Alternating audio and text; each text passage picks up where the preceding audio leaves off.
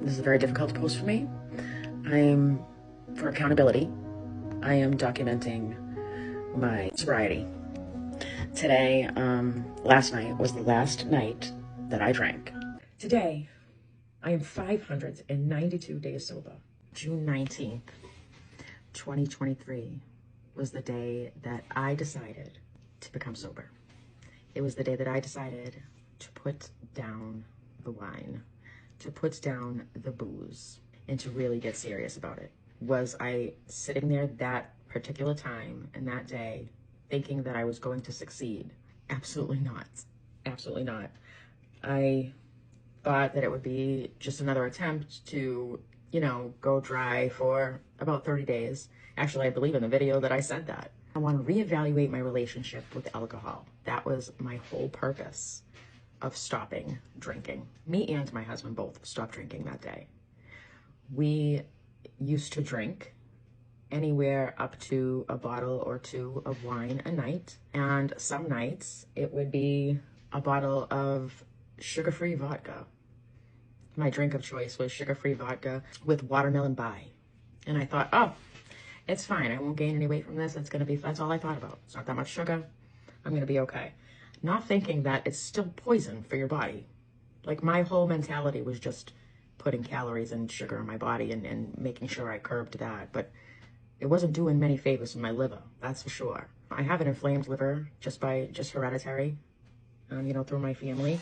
And so my liver enzymes at that time were very much off. I had so much inflammation going on in my body, and I had fibromyalgia. So it really wasn't good.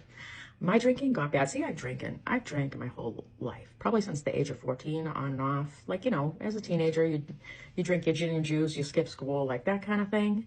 And then once I had gotten to my, older teens, and then into my 20s, I would literally go all week without drinking.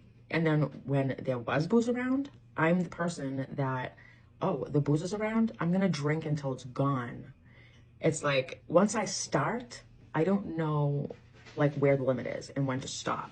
I could say to myself on the way into wherever we were going, or if we had people over my house, that I would be like, oh, just a couple glasses tonight, that's it. But it's sure as shit, it was not a couple glasses. See, I have mental illness, and I go through spurts of depression and anxiety. And at that time, even younger, I was undiagnosed with ADHD. I just got diagnosed with ADHD about a year ago.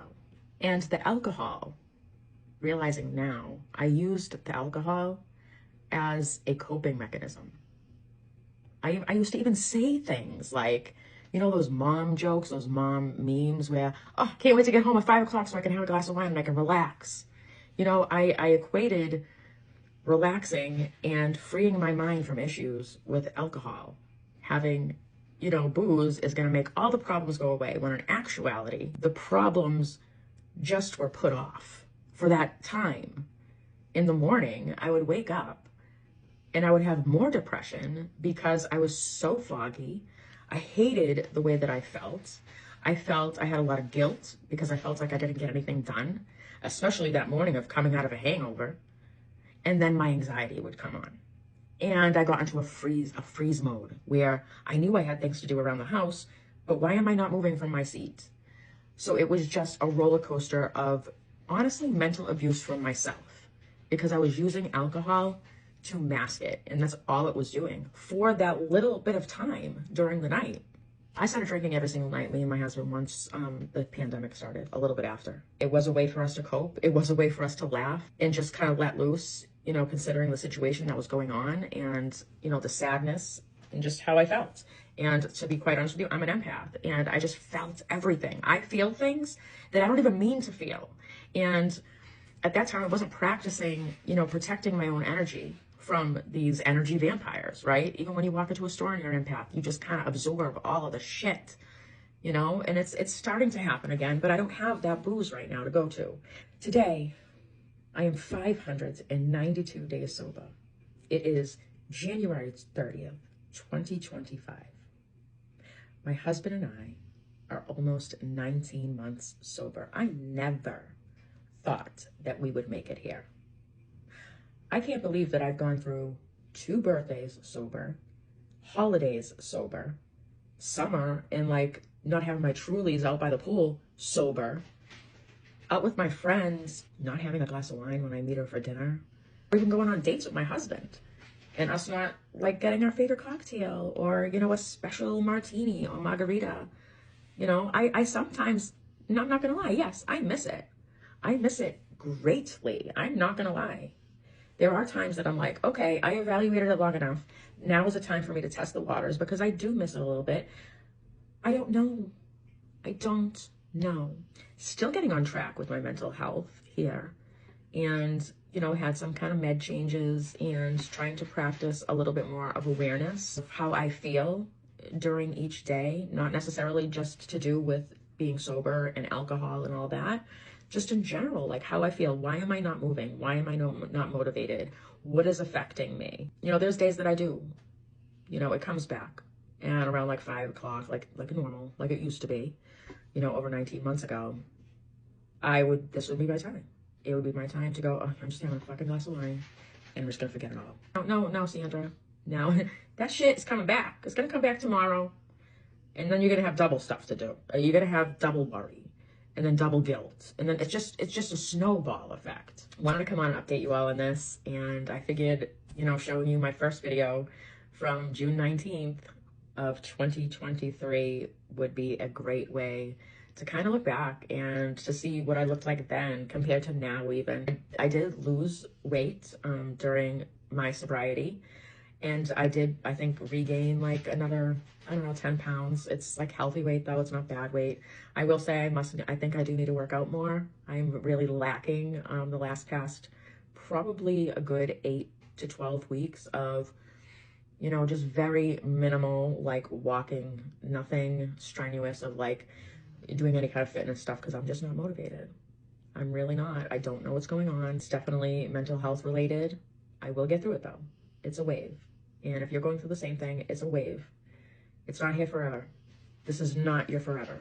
It could completely change tomorrow.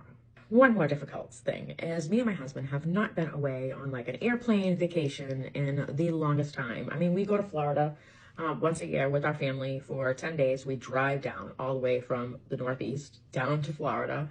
We rent a home for 10 days and that's our vacation. We're with our whole family. My husband and I have not gone on a vacation, just me and him together, since 2016, and we went to Vegas. It was a beautiful vacation. It really was. I miss being alone with just my husband. And luckily, we did have the opportunity after the holidays to book a trip to Punta Cana, and we're going in the beginning of March. I have to get my shit together with like my fitness and my mental health and feeling better. And I have to decide, because this is an all-inclusive trip, like, you know, everything is included. Am I going to break the rules? Am I going to break my sobriety? Is it worth breaking my sobriety for my 7-day vacation to Punta Cana? The alcohol is free. You know, am I going to have a pina colada? Am I going to have a strawberry daiquiri, you know, on the beach? Or will I stay sober? And will I continue?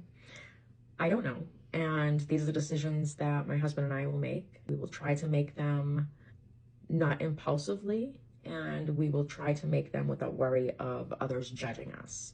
This is going to sound bad, but I think that sometimes sometimes we may be okay to have a drink every now and then. There's nothing wrong with that at all. I feel like as long as we don't equate it to having a drink to get rid of our problems or having a drink and not being able to put the bottle down, you know, so those are the fears that we have, which is what's kept us away from booze. I don't know. I don't know of whatever happens in Punta Cana stays in Punta Cana kind of thing, and we shall see. But as of right now, we're going to keep this a successful video, and I'm here to tell you that we are still sober after 19 months. I'm extremely proud of my husband. He didn't really need to quit booze. He drank every night with me, but it wasn't as bad, and he was able, like, if I didn't drink, he just didn't drink. Like, he's able to, like, just shut it off. He's like, I consider that luck.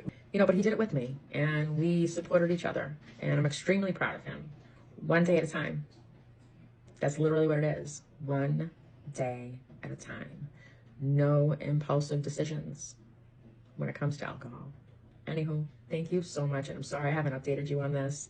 I have been kind of caught in my feelings and my mental health and just trying to breathe and survive during this winter. Thank you so much for listening, and I will talk to you soon. Bye.